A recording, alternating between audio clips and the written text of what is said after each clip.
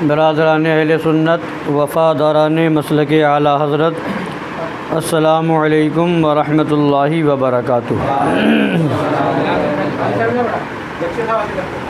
نحمدہ ونصلی ونسلم علی حبیبہ الکریم، اما بعد فاعوذ باللہ من الشیطان الرجیم، بسم اللہ الرحمن الرحیم۔ محمد رسول اللہ والذین معہ اشداء علی الکفار رحماء بینہم، صدق اللہ مولانا العظیم وبلغنا رسولہ النبی الامین الحبیب الکریم، ونحن علی ذالک لمن الشاہدین والشاکرین والحمد للہ رب العالمین۔ سنیم من نعرے اللہ اکبر میزنم، دم زبو بکر و عمر عثمان و حیدر میزنم، قادریم نعرے یا غوث اعظم میزنم، دم ز شیخ احمد رضا خان قطب عالم میزنم، رضویم من نعرے یا اعلیٰ حضرت میزنم، دم ز شیخ حشمت علی خان فرد عالم میزنم۔ آئیے کچھ سننے اور سنانے سے پہلے ہم اور آپ مل کر اپنے آقا و مولا حضور احمد مجتبیٰ جناب محمد رسول اللہ ارواحنا فدا صلی اللہ تعالی علیہ وعلی آلہ وسلم کی بارگاہ عرش پناہ میں درود پاک کا نذران محبت پیش کریں۔ اللہم صلی علی سیدنا و نبینا و شفیعنا و حبیبنا مولانا محمد معدن الجود والکرم و آلہ الکرام و ابنہ الکریم و امتہ الکریمۃ و بارک وسلم۔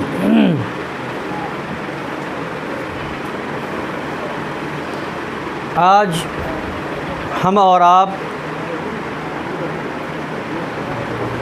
اس مبارک شب میں یعنی رمضان المبارک کی 21ویں شب میں،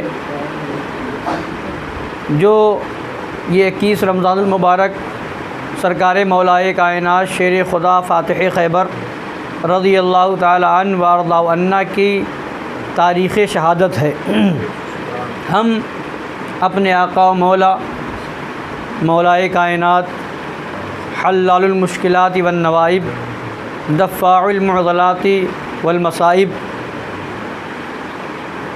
حضرت سیدنا مولا علی شیر خدا رضی اللہ تعالیٰ عنہ وارضا عنہ کی بارگاہ عالی جاہ میں خراج عقیدت و محبت پیش کرنے کے لیے حاضر ہیں۔ اللہ تبارک و تعالی ہم سب کی حاضری کو قبول فرمائے اور سرکار مولا کے صدقے میں ان کی مشکل کشائی کے وسیلے سے ہم سب کی مشکلوں کو دور فرما دے، اور ساتھ ہی ساتھ مجاہد اہل سنت جانثار مظہر اعلیٰ حضرت مرید صادق حضور مشاہد ملت مقبول بارگاہ شیر ہندوستان محبوب خانوادہ حشمت حضرت علامہ مولانا سجاد رضا صاحب قبلہ حشمتی علیہ رحمہ کی بارگاہ میں بھی خراج عقیدت پیش کرنے کے لیے حاضر ہیں۔ اللہ تعالیٰ ان کے درجات کو بلند فرمائے اور ان کی قبر پر رحمت و نور کی بارش فرمائے، اور انہی کے طریقے سے انہی کی طرح ہم سب کو سچا پکا حشمتی بنائے، سچا پکا سنی بنائے۔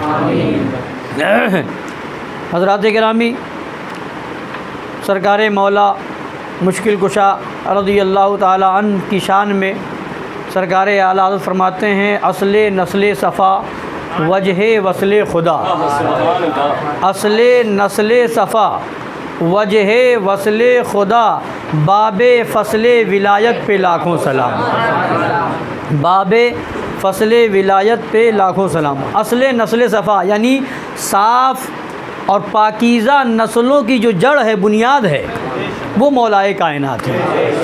وجہ وصل خدا، خدا کی بارگاہ تک پہنچنے کا جو ذریعہ ہے وہ مولائے کائنات ہے۔ باب فصل ولایت پہ لاکھوں سلام، جہاں ولایت کا دروازہ کھلتا ہے وہ مولا علی کی بارگاہ ہے۔ وہ شیر شمشیر زن شاہ خیبر شکن، پر توے دست قدرت پہ لاکھوں سلام۔ مولا علی نے واری تیری نیند پر نماز، اور وہ بھی نماز عصر جو سب میں اعلیٰ خطر کی ہے۔ حضرات گرامی، سرکار مولا رضی اللہ تعالیٰ عنہ کی شان اور ان کی عظمت ہم اور آپ کیا بیان کر سکتے ہیں؟ ہم ان کی عظمتوں کو سمجھ بھی نہیں سکتے، بیان کیا کر سکتے ہیں؟ جن کی شان نبی بیان فرمائے، جن کی عظمت آقا بیان فرمائے کہ نبی فرمائے من کنت مولا فعلی مولا، جس کا میں مولا اس کے علی مولا۔ تو ساری کائنات کا مولا اللہ کے نبی نے مولائے کائنات شیر خدا کو بنا دیا ہے، وہ ہمارے بھی مولا ہیں، آپ کے بھی مولا ہیں۔ تو وہ مولا علی رضی اللہ تعالیٰ عنہ کہ جب سرکار دو عالم صلی اللہ علیہ وسلم نے مہاجرین جب تشریف لائے مکہ المکرمہ سے مدینہ منورہ، تو ایک مہاجر کو اور ایک انصار کو سرکار بھائی بھائی بنا رہے تھے، مواخات فرما رہے تھے کہ تم بھائی بھائی، اس طریقے دو صحابہ کو ملا دیتے کہ آپس میں تم دونوں بھائی بھائی ہو۔ تو سرکار مولا رضی اللہ تعالیٰ عنہ کرم اللہ تعالیٰ وجہ الکریم نبی کی بارگاہ میں حاضر ہوتے ہیں اور عرض کرتے ہیں یا رسول اللہ، آپ نے سب کو آپس میں ایک دوسرے کا بھائی بھائی بنا دیا اور مجھے کسی کا بھائی نہ بنایا۔ تو وہ مولا علی کی شان ہے کہ نبی فرماتے ہیں انت اخی فی الدنیا والآخرہ، اے علی تم میرے بھائی ہو دنیا میں بھی اور آخرت میں بھی۔ اے علی تم میرے بھائی ہو دنیا میں بھی اور آخرت میں بھی۔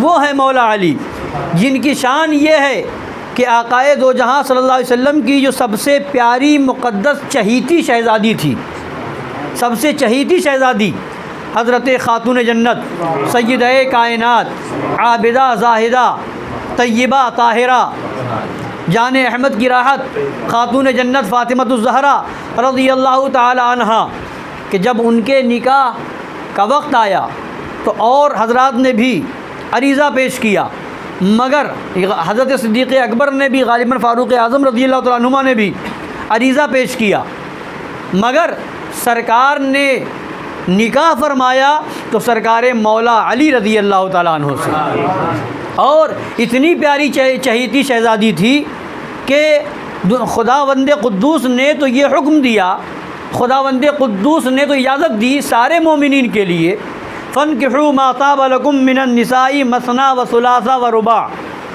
کہ تم نکاح کر سکتے ہو 2 3 4، یعنی 4 تک کی اجازت ہر ایک مسلمان کو ہے کہ بیک وقت 4 عورتوں سے نکاح کر سکتے ہو۔ مگر نبی کی وہ مقدس کتنی پیاری اور چہیتی شہزادی تھی کہ جب نکاح ہوا، مولا علی سے نکاح ہوا تو سرکار نے فرمایا اے علی ہر ایک کے لیے 4 کی اجازت ہے، مگر جب تک میری بیٹی فاطمہ تمہارے نکاح میں ہے اس وقت تک تمہارے لیے دوسرا نکاح کرنا حرام ہے۔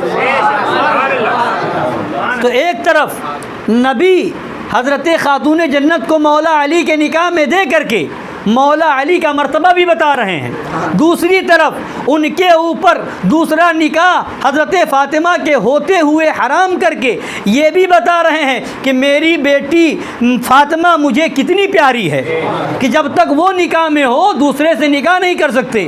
اور ساتھ ہی ساتھ میرے آقا صلی اللہ تعالیٰ علیہ وسلم اپنا پاور و اختیار بھی بتا رہے ہیں کہ 1400 سال کے بعد یہ فتنہ پیدا ہوگا، کہیں اسماعیل دہلوی لکھے گا معاذ اللہ کہ جس کا نام محمد یا علی ہے وہ کسی چیز کا مالک و مختار نہیں معاذ اللہ، وہ مجبور لکھے گا، کہیں تطہیر نہ ہنجار پیدا ہوگا وہ بے بس لکھے گا۔ نبی نے بتا دیا کہ خدا نے اجازت دی ہے، مگر اسی خدا نے جس نے ہر ایک مسلمان کو 4 بیوی کی اجازت دی ہے، اسی خدا نے نبی کو وہ پاور دیا ہے کہ جس کے لیے چاہے جائز کر دیں، جس کے لیے چاہے ناجائز کر دیں، جس کے لیے چاہے حلال کر دیں، جس کے لیے چاہے حرام کر دیں۔ تبھی تو بریلی کے تاجدار نے پکار کے کہا میں تو مالک ہی کہوں گا کہ ہو مالک کے حبیب، یعنی محبوب و محب میں نہیں میرا تیرا، یعنی محبوب و محب میں نہیں میرا تیرا۔ تو سرکار مولائے کائنات کی شان وہ ہے، اتنی بلند عظمت ہے کہ جب سرکار دو عالم صلی اللہ علیہ وسلم خانہ کعبہ کے اندر تشریف لے گئے اور 360 بت نصب کیے گئے تھے، دیواروں پر نصب کیے ہوئے تھے، لٹکائے ہوئے تھے، تو جو نیچے تھے ان سب کو تو گرا دیا، اور جو کعبہ کی چھت میں اوپر تھے ان بتوں کے لیے سرکار مولا علی نے عرض کیا یا رسول اللہ میرے کندھے پر سوار ہو جائیں اور چڑھ کر کے ان بتوں کو گرا دیں. تو سرکار دو عالم مالک کائنات جس کو بارے دو عالم کی پرواہ نہیں، ایسے بازوؤں کی ہمت پہ لاکھوں سلام. تو فرماتے ہیں اے علی بار نبوت کو برداشت نہیں کر سکتے، بار نبوت کو برداشت نہیں کر سکتے. تو وہ پھر نبی فرماتے ہیں اے علی تم میرے کندھوں پہ سوار ہو جاؤ اور یہ اوپر کے بتوں کو گراؤ. سرکار مولا علی رضی اللہ تعالیٰ عنہ نبی کے مبارک کندھے پہ سوار ہیں، اور جب خانہ کعبہ کے بتوں کو گرا رہے ہیں، جب سوار ہو رہے ہیں، تو حضرت علی فرماتے ہیں کہ جب میں نبی کے کندھے مبارک پر سوار ہوا تو میں نے یہ خیال کیا کہ آسمان بالکل قریب ہے، اگر میں چاہوں تو آسمان کا کنارہ چھو لوں. اتنی بلندی پر نبی نے پہنچا دیا کہ فرماتے ہیں کہ اگر میں چاہوں تو آسمان کا کنارہ چھو لوں. تو یہ جب نبی کے کندھے پر سوار ہوئے تو نبی کا یہ حضرت علی کا یہ مقام اور اس قدر بلندی پر پہنچ گئے، تو پھر میرے نبی کی کیا شان ہوگی، پھر میرے نبی کا کیا مقام ہوگا.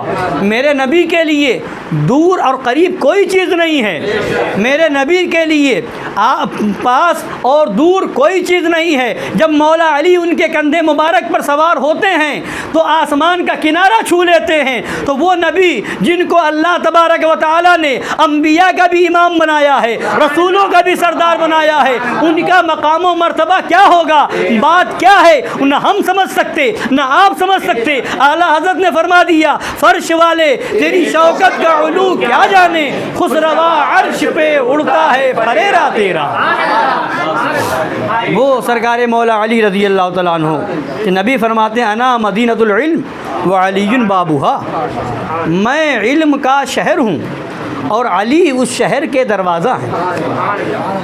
نبی نے حضرت علی کو اس شہر علم کا دروازہ فرمایا، اور خود نبی شہر علم ہے. تو اب جو دروازہ ہو شہر علم کا، اس کے علم کا اندازہ کون لگا سکتا ہے. اور جب دینے والے نبی ہوں، پانے والے علی ہوں، تو پھر اعلیٰ حضرت سرکار فرماتے ہیں کہ سرکار دو عالم صلی اللہ علیہ وسلم کو پورا اختیار کلی تھا پوری کائنات میں ہر ایک چیز کے کرنے کا، تصرفات کا، اور وہ اختیار حضور نے مولا علی کو عطا فرمایا کہ دنیا میں جو چاہیں وہ عطا کریں، جس کو چاہیں عطا کریں، جسے چاہے ولی بنائیں، جسے چاہے عالم بنائیں، جسے چاہیں جو مرتبہ چاہیں وہ عطا فرما دیں، اور جس سے جو چاہیں وہ چھین لے. یہ سارا مرتبہ سرکار کی بارگاہ سے مولا علی کو عطا ہوا. تو وہ سرکار مولا کائنات شیر خدا رضی اللہ تعالیٰ عنہ جن کی نبی سے محبت کا بھی یہ عالم تھا کہ نماز، آپ نے بارہا واقعہ سنا ہے کہ نماز قضا ہو رہی ہے، سورج ڈوب رہا ہے اور نماز عصر نہیں پڑھی ہے، مگر مولا علی نے وہاں یہ ہمیں اور آپ کو درس دیا ہے کہ نماز بعد میں ہے، عشق رسول پہلے ہے. روزہ بعد میں ہے، عشق رسول پہلے ہے. حج بعد میں ہے، عشق رسول پہلے ہے. نبی کی تعظیم، نبی کا ادب، نبی کی محبت، یہ جان نماز ہے، یہ جان روزہ ہے، یہ جان ایمان ہے. اور اگر نبی کی بارگاہ میں بے ادبی ہو گئی، نبی کی بارگاہ میں توہین ہو گئی، نبی کی بارگاہ میں ذرا سی گستاخی ہو گئی، تو اب نماز تمہارے منہ پہ مار دی جائے گی، روزہ تمہارے منہ پہ مار دیا جائے گا، حج تمہارے منہ پہ مار دیا جائے گا، زکاتیں تمہارے منہ پہ مار دی جائیں گی. نبی کا عشق نہ ہو، نماز بیکار ہے، روزہ بیکار ہے، حج بیکار ہے، زکات بیکار ہے، جتنی بھی بظاہر نیکیاں کرو سب بیکار ہے. اور اگر نبی کا سچا عشق موجود ہے تو نماز بھی کام کی ہے، روزہ بھی کام کا ہے، حج بھی کام کا ہے، زکات بھی کام کی ہے. تو مولا علی نے اپنی نماز کو قضا کر کے بتا دیا کہ اے سنیو، اے نبی کا کلمہ پڑھنے والو، اے نبی کے دامن سے وابستہ ہونے والو، سب سے پہلا مرحلہ اگر کوئی ہے تو وہ نبی سے عشق کا مرحلہ ہے. اگر سب سے پہلی منزل اگر ہے تو نبی سے محبت کی منزل ہے. اگر اس میں اگر تم کامیاب ہو، اگر اس میں تم کامل ہو تو انشاءاللہ یہاں بھی بیڑا پار ہے، وہاں بھی بیڑا پار. تو نماز قربان کر کے بتا دیا کہ نبی کی شان کیا ہے. یہ جنہوں نے جو نماز لے کر کے آئے ان پر نماز قربان، جو روزہ لے کر کے آئے ان پر روزہ قربان. تو لہٰذا نماز یقیناً خدا کی فرض کی ہوئی عبادت ہے، مگر بغیر عشق رسول کے کوئی کام کی نہیں. روزہ خدا کا فرض کیا ہوا ہے، مگر بغیر نبی کی محبت کے کوئی کام کا نہیں ہے. حج خدا نے فرض فرمایا صاحب استطاعت پر، مگر نبی کے عشق کے بغیر حج کوئی کام کا نہیں ہے. مطلب کیا ہے؟ بنیاد اگر کوئی چیز ہے، بنیاد اور جڑ اگر کوئی ہے تو وہ نبی کی محبت ہے. مولا علی نے واری تیری نیند پر نماز، وہ بھی نماز عصر جو سب سے اعلیٰ قدر کی ہے. اور فرماتے ہیں بلکہ صدیق بلکہ غار میں جان اس پہ دے چکے، صدیق بلکہ غار میں جان اس پہ دے چکے، اور حفظ جان تو جان فروز غرر کی ہے. فرماتے ہیں ادھر نماز قربان کی اور ادھر صدیق اکبر نے جان دے دی. جب غار میں تشریف لے گئے ہجرت کی رات، حضرت صدیق اکبر رضی اللہ تعالیٰ عنہ جب غار ثور میں تشریف لے گئے تو 3 دن 3 رات تک اس غار میں سرکار کے ساتھ صدیق اکبر رہے، اور وہاں سارے سوراخوں کو صدیق اکبر نے بند کر دیا.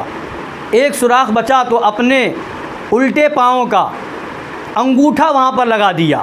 ایک سانپ تھا جو برسوں سے انتظار میں تھا کہ نبی تشریف لائیں گے، دیدار ہوگا. اس نے پہلے اپنے سر کو رگڑا، مگر صدیق اکبر بھی یہ وہ ایسے ویسے عاشق نہیں، زبانی دعوے دار نہیں تھے، وہ عاشقوں کے سردار تھے. کہ جس دن سے نبی نے فرمایا تھا، ایسے عاشق تھے کہ جس دن نبی نے فرمایا تھا کہ اے صدیق اکبر، اے ابو بکر، ایک وہ دن آئے گا کہ مکہ سے ہمیں ہجرت کر کے مدینہ جانا ہوگا، تو اس وقت ہمارے ساتھ تمہیں چلنا ہوگا. تو جب وہ رات آئی، حضرت سرکار دو عالم صلی اللہ علیہ وسلم صدیق اکبر کے وہاں تشریف لے گئے تو کیا دیکھا؟ صدیق اکبر جگ رہے ہیں اور انتظار کر رہے ہیں. تو نبی نے فرمایا اے ابو بکر، کیا تم سوئے نہیں؟ تو حضرت ابو بکر عرض کرتے ہیں یا رسول اللہ، جس دن آپ نے فرمایا تھا کہ تمہیں میرے ساتھ ہجرت کرنی ہے، یہاں سے جانا ہوگا، اس دن سے میں نے اپنے اوپر نیند کو حرام کر لیا ہے. کہیں ایسا نہ ہو، کہیں ایسا نہ ہو کہ نبی تشریف لائے اور میں سوتا ہوا ملوں. لہٰذا میں نے اسی دن سے انتظار شروع کر دیا، پتہ نہیں کب تشریف لائے اور کب جانا ہو. وہ نبی کے سچے عاشق یار غار سرکار صدیق اکبر رضی اللہ تعالیٰ عنہ. تو سانپ نے ڈس لیا، سانپ نے ڈس لیا. تو اب یہاں جب زہر پھیل گیا، تکلیف ہوئی، تو آنسو مبارک نکلے. سرکار دو عالم صلی اللہ علیہ وسلم نے اپنی چشمان مبارک کو کھولا اور فرمایا اے ابو بکر کیوں رو رہے ہو؟ کیا ہوا؟ ماجرا کیا ہے؟ تو عرض کیا رسول اللہ، سانپ نے ڈس لیا ہے. تو سرکار نے لعاب دہن لگایا، سبحان اللہ، بالکل آرام ہو گیا.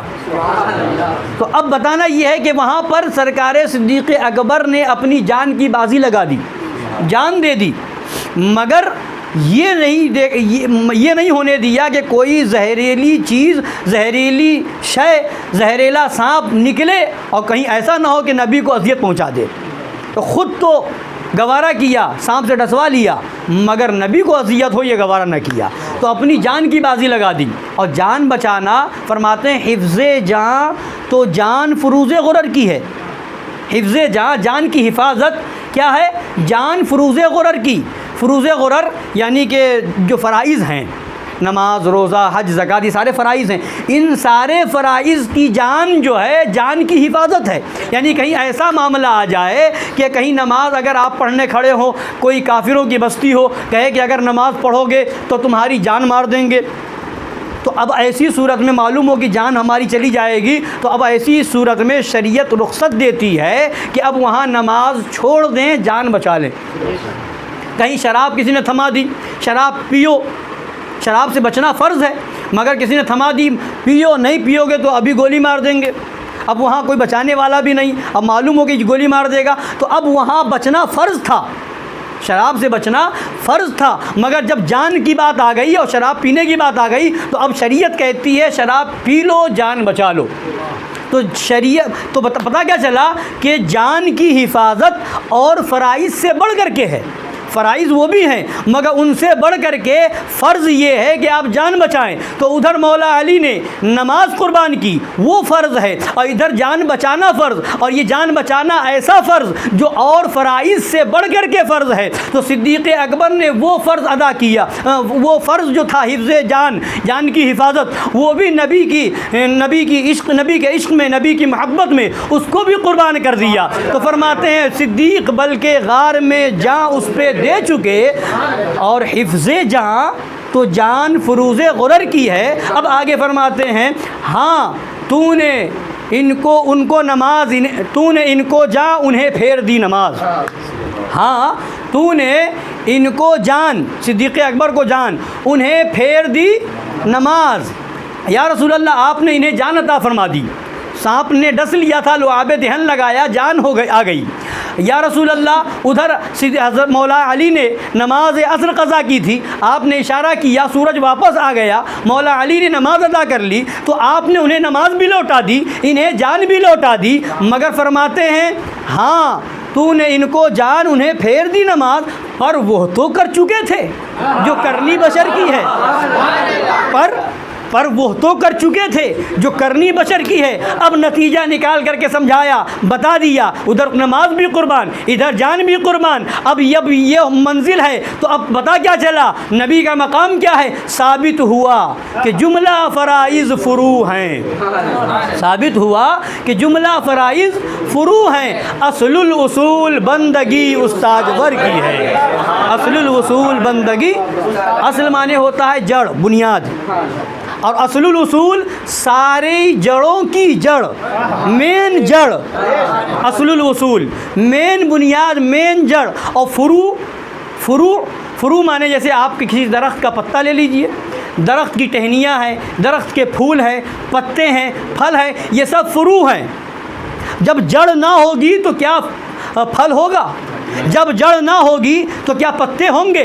جب جڑ نہ ہوگی تو کیا پھول ہوگا؟ جب جڑ نہ ہوگی تو کیا شاخیں ہوں گی؟ جب جڑ نہ ہوگی تو ہریالی ہوگی؟ کیا جڑ نہ ہوگی تو کیا درخت پھولے گا، پھلے گا؟ ہرگز نہیں.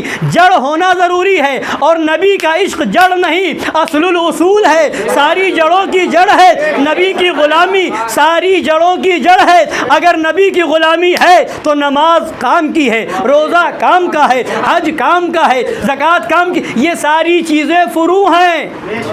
اور نبی کی غلامی اصل الاصول ہے، ساری جڑوں کی جڑ ہے. ثابت ہوا کہ جملہ فرائض فروع ہیں، اصل الاصول بندگی استاجور کی ہے. تو بتائیے تکبیر، رسالت، بیت پاک، فیضان امام اعظم، فیضان حسین اعظم، فیضان غوث پاک.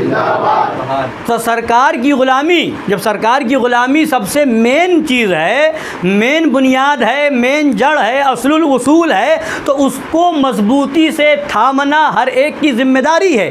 اگر اس میں کمی آئی تو سب بیکار ہے. تو اب نبی کی سچی غلامی ہوگی تو پھر نبی کے دشمنوں سے دوری ہوگی. نبی کی سچی غلامی ہوگی تو دشمنان رسول سے علیحدگی ہوگی. یہ نہیں کہ ایک کوئی چوٹی والا گستاخی کرے تو پوری دنیا کو سر پہ اٹھا لیا جائے، اور وہ داڑھی والا گستاخی کرے تو ساتھ میں بیٹھ کے کھایا جائے. داڑھی والا گستاخی کرے تو اس کو بلایا جائے، دعوت دی جائے. سچا عاشق رسول وہ ہے نہ تو چوٹی والے گستاخ کو برداشت کرے گا، نہ داڑھی والے گستاخ کو برداشت کرے گا. اور اعلان یہ ہوگا جو جان مانگو تو جان دیں گے، جو مال مانگو تو مال دیں گے، مگر یہ ہم سے کبھی نہ ہوگا کہ نبی کا جاہو جلال دیں گے. لہذا نہ ہمیں وہ چوٹی والا گستاخ برداشت ہے، نہ ہمیں یہ داڑھی والا دیوبندی گستاخ برداشت ہے. ہم جب بھی اپنی محفل کریں گے، سچا عاشق رسول وہ ہے کہ ان خبیثوں کا رد کرے، اور جو بھی محفل ہو، ختنے کی محفل ہو، میلاد کی محفل ہو، اور گھر میں کسی اور شادی بیاہ کی محفل ہو، یا اور سالگرہ کی محفل ہو، سب سے پہلے بائیکاٹ ہو تو وہابیوں کا ہو، دیوبندیوں کا ہو. اس لیے کہ دشمن احمد پہ شدت کیجئے، ملحدوں کی کیا مروت کیجئے، غیظ میں جل جائیں بے دینوں کے دل، یا رسول اللہ کی کثرت کیجئے. تو حضرات گرامی، تو بتانے کا مطلب یہ بتا یہ رہا تھا کہ سرکار مولا علی نے اپنی نماز قربان کر دی. تو فرماتے ہیں علماء کہ حضور سرکار شرع ہندوستان فرماتے ہیں کہ حضور مشاہد ملت فرمایا کرتے تھے کہ نمازیں تو مولا علی نے زندگی بھر ادا کی، مولا علی نے نمازیں تو زندگی بھر ادا کی، اور باقی صحابہ نے بھی اور حضرات نے اولیاء کرام نے بھی، مگر جتنا تذکرہ اس نماز کا ہوتا ہے کسی اور نماز کا نہیں ہوتا۔ کیوں؟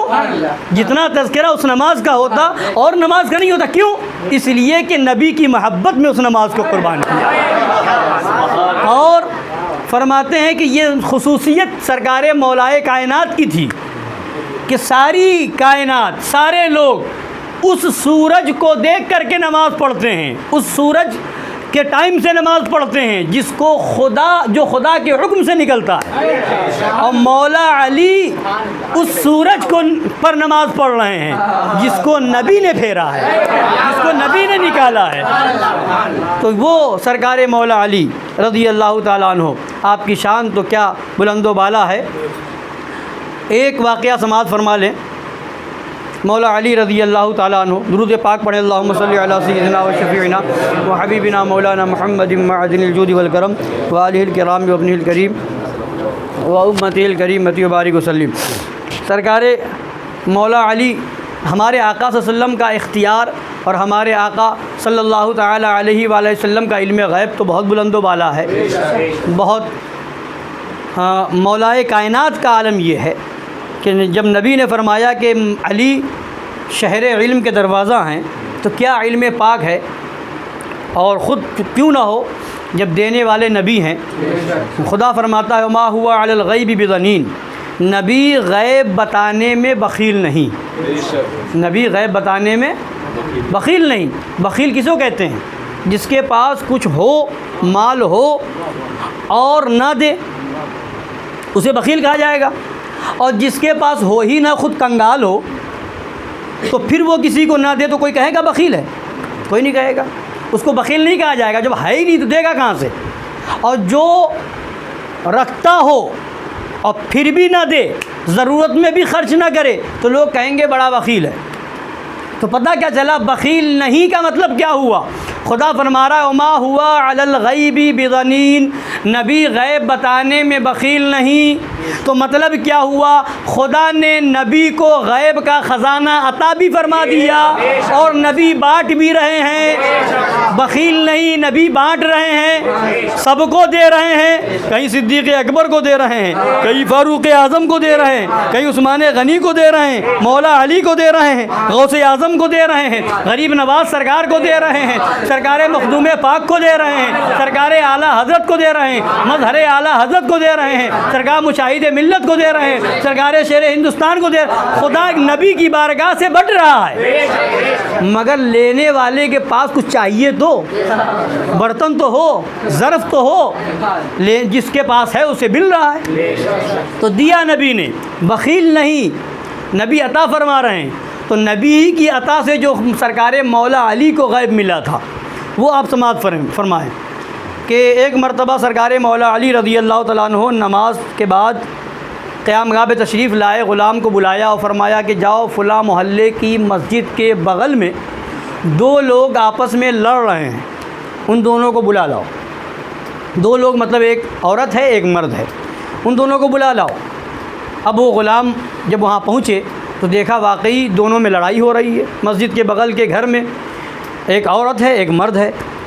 کہا کہ آپ دونوں کو مولا علی رضی اللہ تعالیٰ عنہ نے طلب فرمایا ہے۔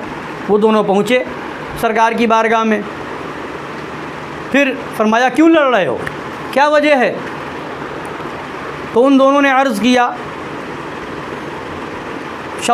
مرد نے کہا کہ میرا اس عورت سے نکاح ہوا ہے اور یہ عورت مجھے مجبور کر رہی ہے اور میرا دل اس کی طرف مائل نہیں ہو رہا ہے، میرے دل میں اس سے نفرت سی پیدا ہو رہی، نکاح تو ہوا ہم دونوں کا مگر اس کے قریب جانے کا میرا دل نہیں چاہتا، میرے دل میں عجیب سی نفرت پیدا ہو رہی ہے اور میں اس کے قریب نہیں جانا چاہتا اور یہ مجھے مجبور کرتی ہے، تو اس لیے ہم دونوں میں رات ہی سے لڑائی ہو رہی ہے۔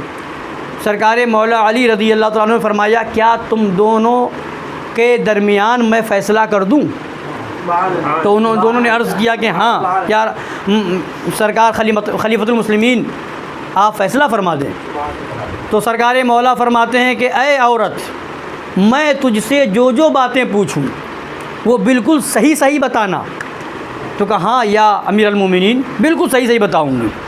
تو فرمایا یہ بتا کہ تو شادی سے پہلے جوانی کے عالم میں تیرا تعلق اپنے چچا زاد بھائی سے غلط طریقے سے ہوا تھا کہ نہیں؟ تو کہا ہو گیا تھا۔ فرمایا پھر تو حاملہ ہو گئی تھی؟ کہا ہاں میں حاملہ ہو گئی تھی۔ فرمایا کہ یہ بات تیرے اور تیری ماں کے علاوہ کوئی نہیں جانتا تھا؟ تو کہا ہاں ایسا ہوا۔ پھر وہ بچہ پیدا ہوا تو ایک گھر سے دور جا کر کے ایک کھیت وغیرہ میں اس بچے کو جنا اور وہیں پر کپڑے میں لپیٹ دیا، اور وہاں سے تم اور تمہاری ماں دونوں واپس آنے لگی؟ تو کہا ہاں ایسا ہوا۔ تو فرمایا پھر جب پلٹ کر کے دیکھا تو یہ دیکھا کہ ایک کتا اس بچے کے پاس چلا گیا ہے؟ تو کہا ہاں ایسا ہوا تھا۔ پھر تم نے اٹھا کر کے ایک پتھر مارا تاکہ کتا بھاگ جائے، مگر وہ پتھر اتفاق سے کتے کو نہ لگا، بچے کے سر پہ لگ گیا تھا، ایسا ہوا تھا کہ نہیں؟ تو کہا ہاں یا امیر المومنین ایسا ہوا تھا۔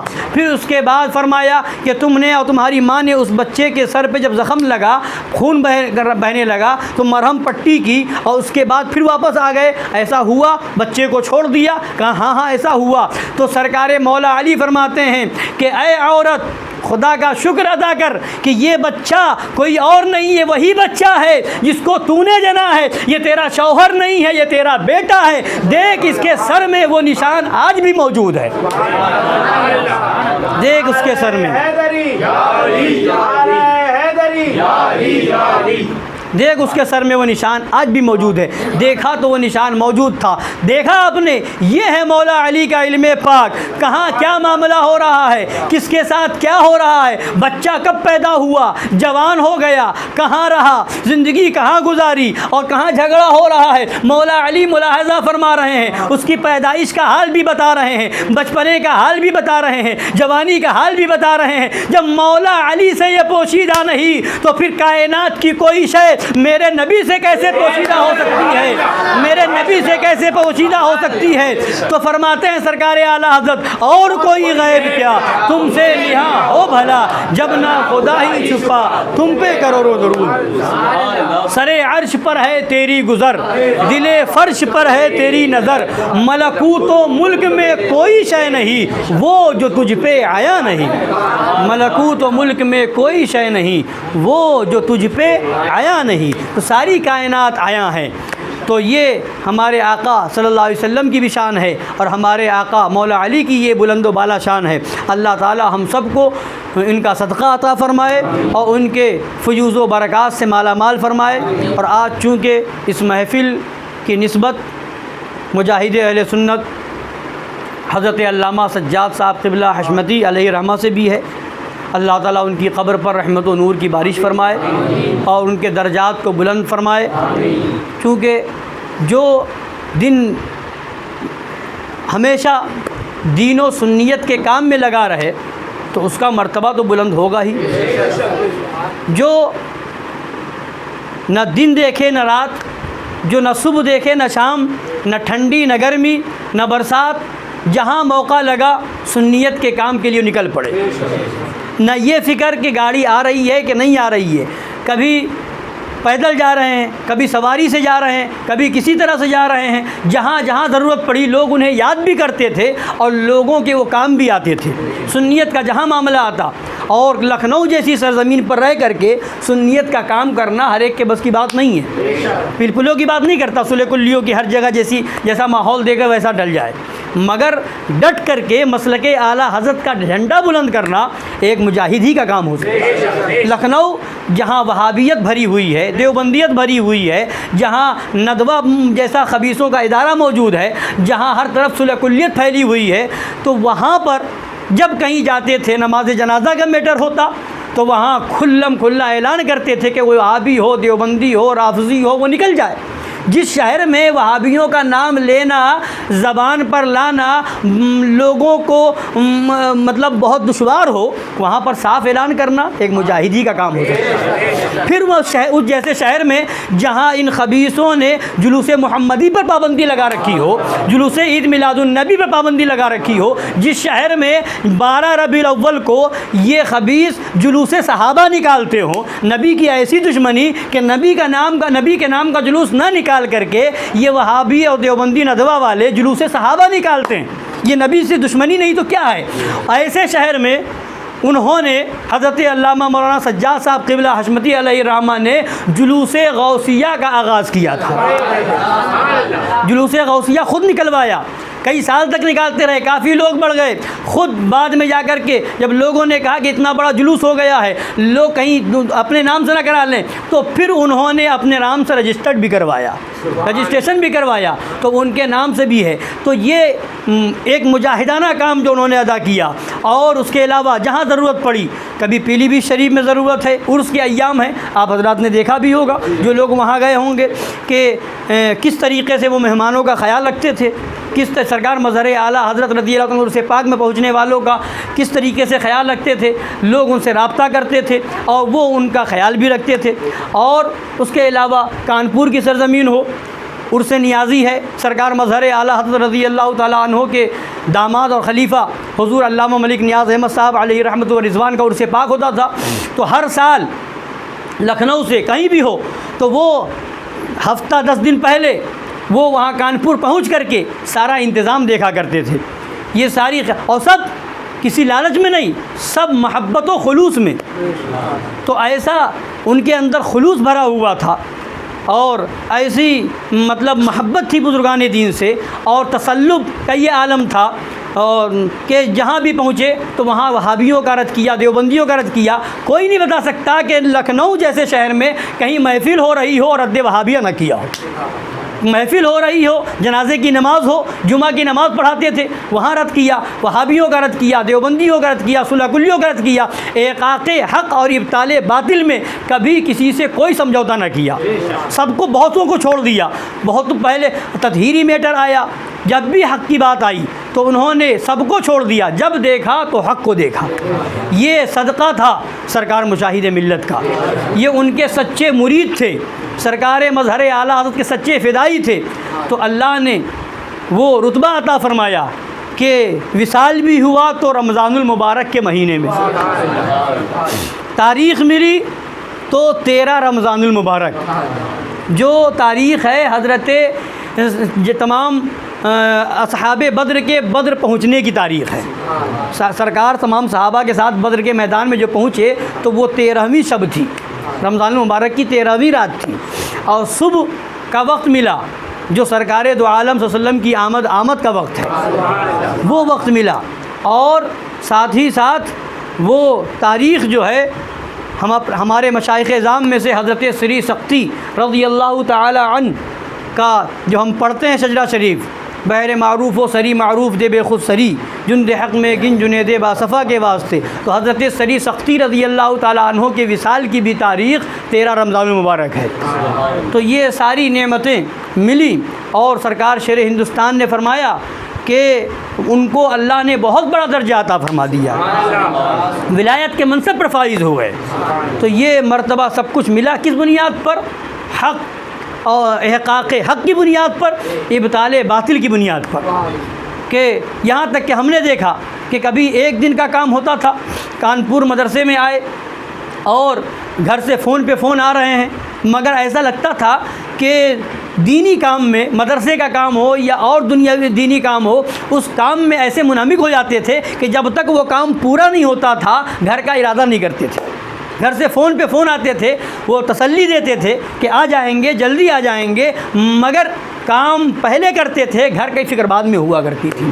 گھر کبھی کبھی ایسا بھی ہوا کہ گھر پہ راشن وغیرہ کی ضرورت ہے اور آئے تھے ایک دن کے لیے، کئی دن کے بعد جا رہے ہیں، تو اس طریقے سے بھی معاملات رہے۔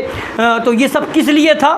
دین کے کام کے لیے، بالکل خلوص و محبت کے ساتھ اس طریقے سے دین کے کام میں لگے رہے، تو اللہ نے وہ عظیم رتبہ عطا فرمایا کہ وہ جانے جو ان کو رتبہ ملا، اور اللہ والے جن کی نظر ہے وہ جانتے ہوں گے کہ جب سرکار شیر ہندوستان ہو، سرکار معصوم ملت ہوں، سرکار ناصر ملت ہوں، جب سب نے سن کر کے ایسا افسوس کا اظہار فرمایا، ایسا غم کا اظہار فرمایا، یہ ہر ایک کے نصیب کی بات نہیں ہے۔ جانے والے بہت جاتے ہیں مگر وہ بہت ہی کم ہوتے ہیں جن پر ہر ایک کو افسوس ہو۔ جتنے ان کے متعلقین، ملنے جلنے والے احباب جن سے رابطہ رہا، وہ سب لوگ ان کے وصال پر رو رہے تھے، آنسو بہا رہے تھے، اور اتنی مطلب بظاہر عمر بہت زیادہ نہیں تھی، بہت کم عمر میں وصال ہو گیا۔